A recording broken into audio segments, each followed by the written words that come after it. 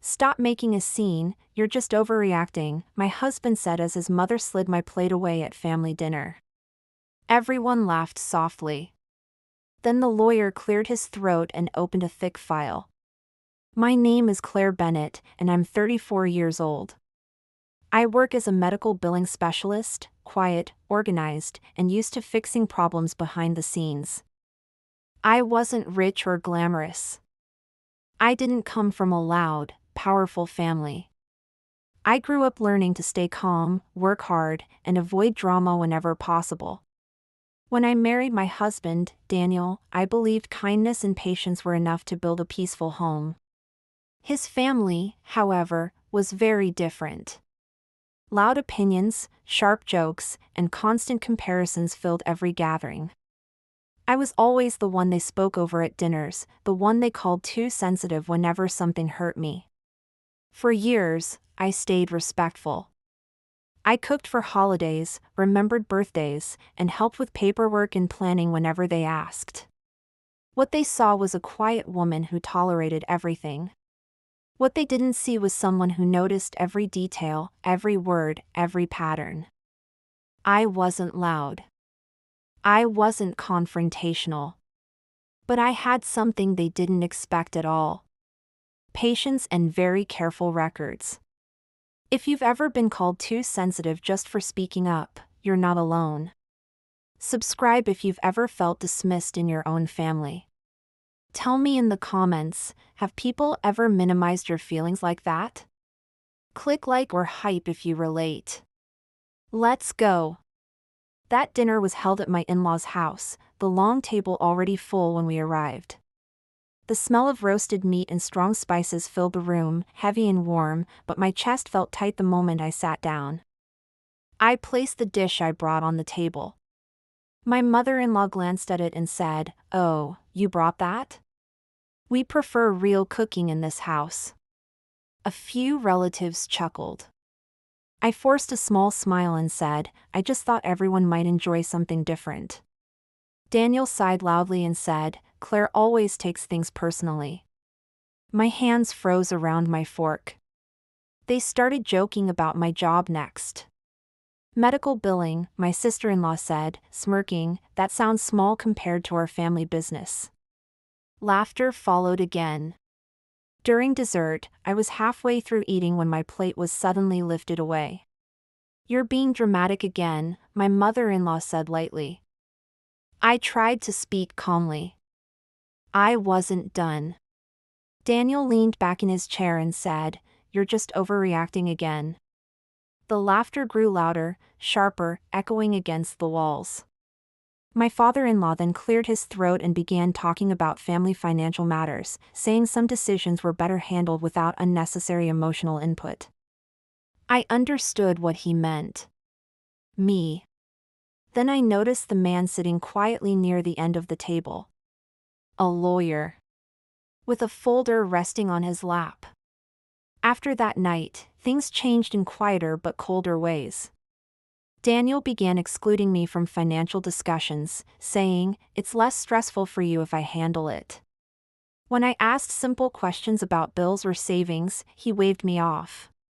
In the family WhatsApp group, my sister-in-law posted, "Some people marry into stability and still complain."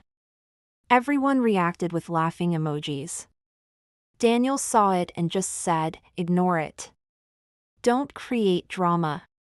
That stung more than the message itself. Then came the third shift. My in-laws suggested I should stop managing the household bills. "You're clearly overwhelmed," my mother-in-law said, even though I had handled every payment for years without a single mistake. At a birthday gathering, when I calmly raised a concern about shared expenses, my father-in-law smiled and told the room, "Claire is emotional today." Daniel laughed softly and said, "She overreacts to numbers too." I felt the room close in on me. After that, he used the word overreacting whenever I questioned anything. I stopped arguing. Not because I agreed. Because I was watching. I still attended every event politely, smiling when required, listening more than speaking. Inside, something shifted. My silence became sharper. I noticed patterns, tone changes, side conversations. They mistook my quiet behavior for weakness. Their confidence grew louder, more careless, and more open with each gathering. What they didn't know was that my job trained me to handle sensitive records every single day. I deal with billing codes, corrections, and detailed documentation for a living. Organization is second nature to me. I've always kept files. Receipts, messages, agreements, and shared financial logs were stored carefully in folders on my laptop. Over the years, I saved emails and transaction histories without making noise about it. I took screenshots of discussions where my input was dismissed or ignored. I also noticed small but unusual transfers from our joint accounts that were always explained as family expenses. I never accused anyone. I never raised my voice. I simply made copies. Quiet copies. I had a plan they never saw coming. While they believed I was withdrawing emotionally, I was actually reviewing timelines late at night in the soft glow of my desk lamp. I cross-checked dates, amounts, and conversations. I even consulted someone privately about what these patterns could mean legally. The more they dismissed me, the more structured I became. By the time that next dinner was announced, my documentation was no longer emotional. It was clear, organized, factual, and impossible to ignore. My ally came from my professional life. Her name was Linda, a senior compliance manager at my workplace. She noticed my stress before I ever spoke about it. One afternoon, she gently asked, "Claire, is everything okay at home?" I hesitated, then showed her a few records. She didn't react emotionally. She studied them quietly and said, "You need clarity, not confrontation." That sentence stayed with me. She helped me organize everything into a chronological report, clean and precise. Meanwhile, Daniel's family grew more confident. They openly discussed property and finances in front of me as if I were invisible. My mother-in-law started saying, "Claire doesn't understand these matters anyway." Daniel stopped defending me completely. At gatherings, he just smiled and stayed silent while they spoke over me. Linda then connected me with a reputable family lawyer who agreed to review my documents discreetly. Weeks passed. Then another large family dinner was scheduled, supposedly to discuss important decisions. I knew exactly what that meant. They believed I would sit quietly again. Nod politely. Stay small. I agreed to attend without any resistance. Calm. Composed. Prepared. At the dinner, the room buzzed with casual chatter and clinking cutlery. Daniel leaned back and said loudly, "See? She's quiet now. No overreacting today." A few relatives laughed. I folded my hands on my lap and said nothing. Then the lawyer, the one I had invited in advance, stood up and introduced himself formally. The room went silent. He placed a 17-page report on the table and opened it carefully. "Mrs. Bennett has been systematically excluded from decisions involving shared assets," he said calmly. My mother-in-law scoffed. "That's ridiculous." The lawyer adjusted his glasses and replied, "The documentation suggests otherwise." He began referencing screenshots, transaction logs, and written statements. Dates. Amounts. Messages. Clear and precise. Daniel's posture stiffened.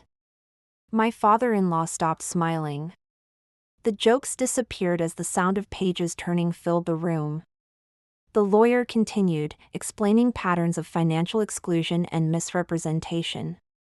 Daniel muttered, "This is unnecessary." I finally spoke, my voice steady. I wasn't overreacting. I was paying attention. The room felt colder. He read aloud timelines showing how decisions were made without my consent regarding joint accounts. No shouting.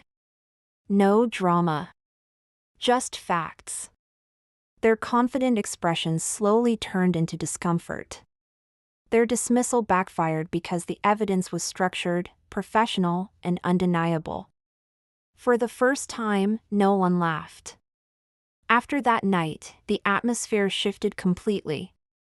Conversations that once dismissed me became cautious and measured. Daniel could no longer call my concerns emotional exaggerations because everything had been presented calmly and clearly. Boundaries were established regarding finances and decision-making, and they were documented properly. I stopped attending gatherings where I felt disrespected and chose to focus on rebuilding my independence instead. The house felt quieter, almost unfamiliar, but peaceful in a way it had never been before. My in-laws spoke more carefully around me, their tone softer, almost regretful. Daniel tried to act normal, but the confidence he once had was gone. I did not shout. I did not seek revenge or public embarrassment. I simply chose clarity over silence. Walking away from constant dismissal gave me a deep sense of control over my own life. I finally felt steady again. Being calm does not mean being blind. Patience, when used wisely, can be stronger than any loud argument. Have you ever been publicly dismissed or told you were overreacting when you were actually right? Share your story in the comments, I truly want to hear it. Subscribe if you've faced quiet humiliation in your own family or relationship. Your experience matters more than the labels others place on you. Click hype to help this story reach others who've been silenced or minimized. If this story resonated with you, please give it a like and click hype to help it reach more people who need to hear it. Your voice matters in our community. Share your own experience in the comments below, I'm reading.